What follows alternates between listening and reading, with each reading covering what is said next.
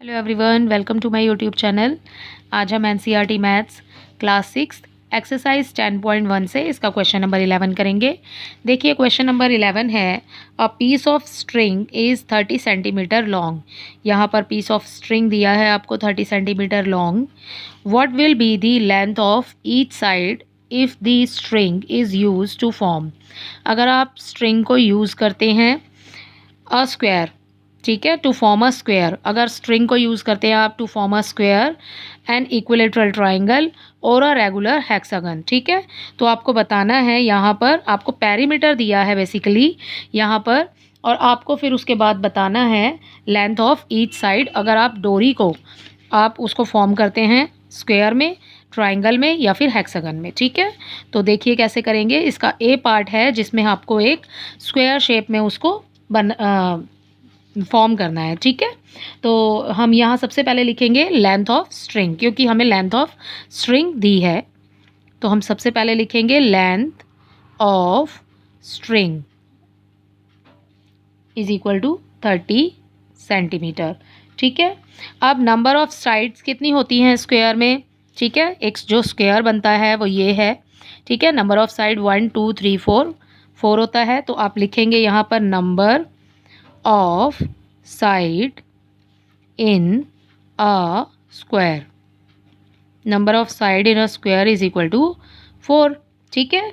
तो अब आपने क्या निकालना है, लेंथ ऑफ ईच साइड। तो आप यहाँ लिखेंगे length of each side of a square. Square की ईच साइड की लेंथ निकालनी है आपने। तो आप यहाँ पर लिखेंगे ये वाला 30, ठीक है। इसकी डिवाइड कर देंगे हम नंबर ऑफ साइड से, 4 से डिवाइड हो जाएगा। ऑलराइट, तो जब हम इसकी डिवाइड करेंगे, इसको साइड में कर लेते हैं, 30 अंदर, ठीक है, 4 बाहर रखेंगे।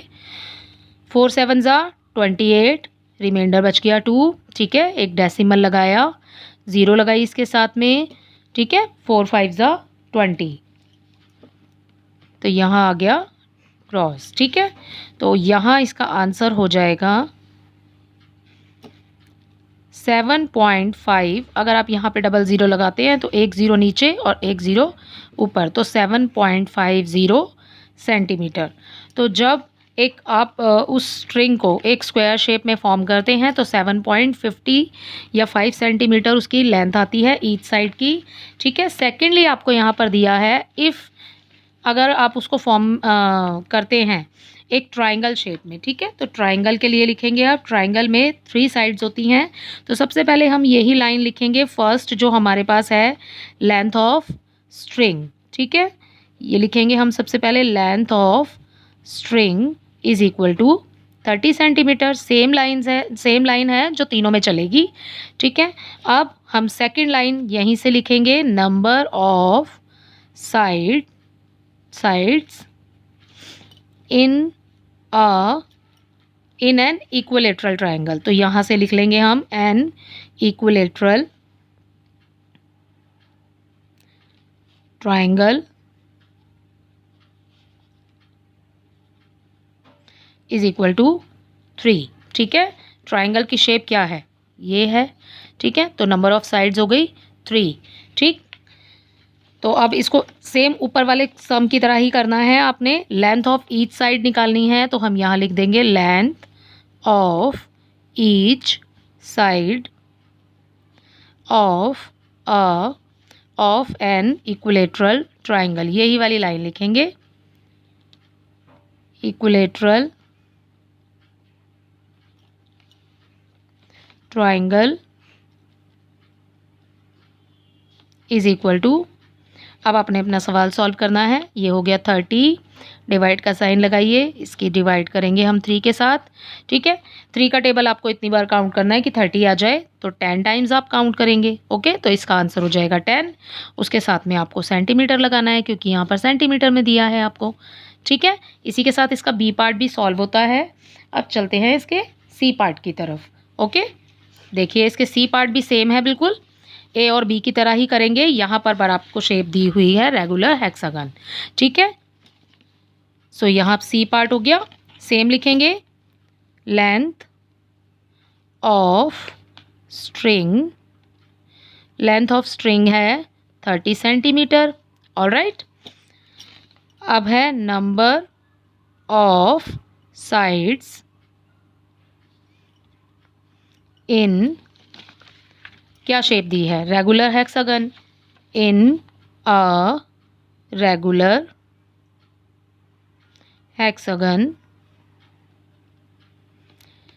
हेक्सागन में कितनी साइड्स होती हैं, 6 साइड्स। ठीक है, तो ऐसे बनेगा फिगर जो है आपका। ठीक है, 1 2 3 4 5 6। ठीक है, रेगुलर हेक्सागन 6 साइड्स। तो ये हो गया हमारा फिगर, इसकी साइड्स हो गई 6। ठीक है, अब आपको निकालना है लेंथ ऑफ ईच साइड। तो आपने यहाँ लिखना है length of each side of an, यही लाइन लिखेंगे, रेगुलर हेक्सागन इक्वल।